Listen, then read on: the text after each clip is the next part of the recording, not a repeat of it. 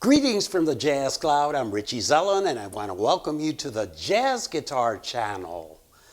In this video, I bring you the second lesson in a two-part series on Charlie Parker's use of octave displacement. In part one, I explained melodic octave displacement and demonstrated different ways in which Bird used this technique with his lines. So if you missed it, please be sure to check it out, and you will find a direct link in the description down below. In this second part, I will show you how you too can apply all these concepts in your own solos. And to demonstrate the procedure, I have chosen a well-known standard, All the Things You Are. But before we get into that, I'd like to do some review of the basic concept. So, what is octave displacement? To illustrate this concept, I'm going to use a descending dominant bebop scale, which is simply the mixolydian with a chromatic passing tone between the flatted 7 and the root. 1, 2, 3, 4. As you can see, all the diatonic scale degrees are labeled above the notes. CH means it's a chromatic or non-diatonic note. Also, notice that there is an interval of a second marked between several pairs of notes. And I point this out because, as we saw in the transcribed examples I demonstrated in the first part, one of Bird's most frequent uses of octave displacement is applied to the second of any two descending notes, which are an interval of a major or minor second apart.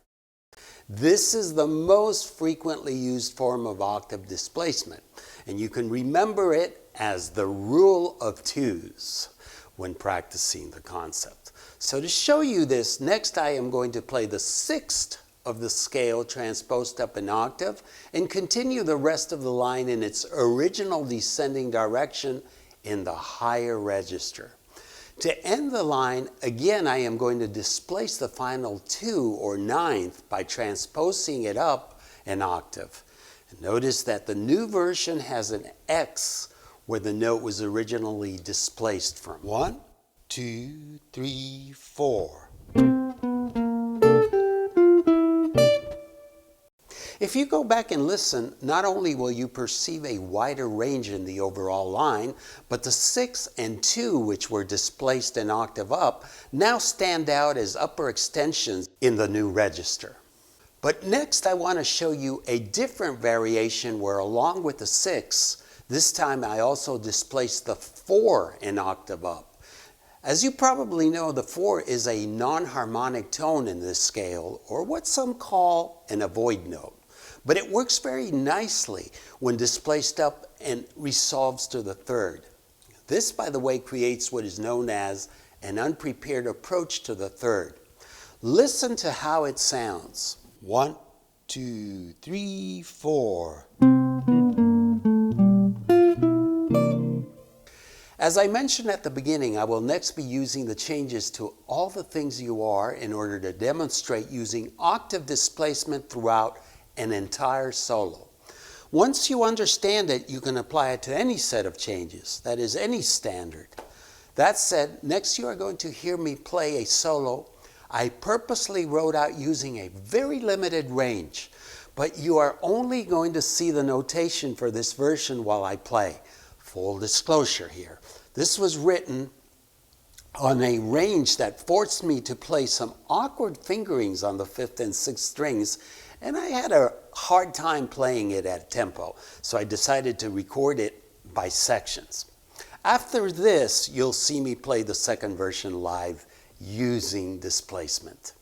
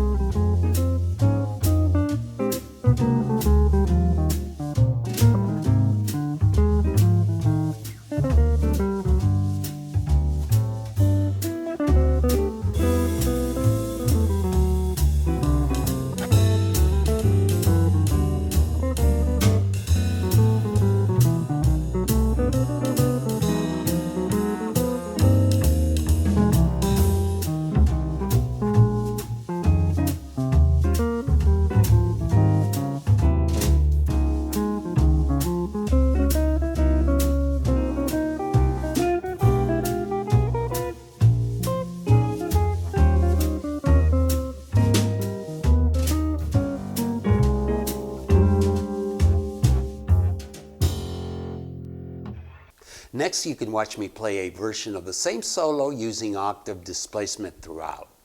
In the scrolling notation, you'll see an X in each instance where the original note was displaced. So keep your ears open so you can appreciate the change of register in these spots.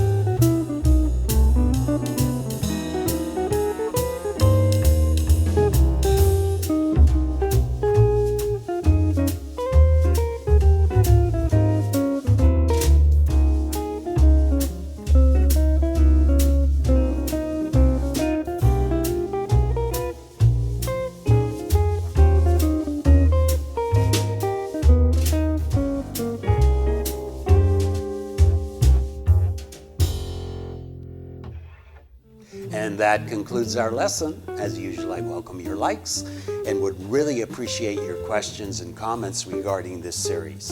And if this is your first time on the Jazz Guitar channel and you enjoyed this video, please subscribe. I'm Richie Zellon, and I look forward to sharing another info-filled lesson with you next week on this same channel. Until then, practice, practice, practice, and may peace be with you. Hasta la vista.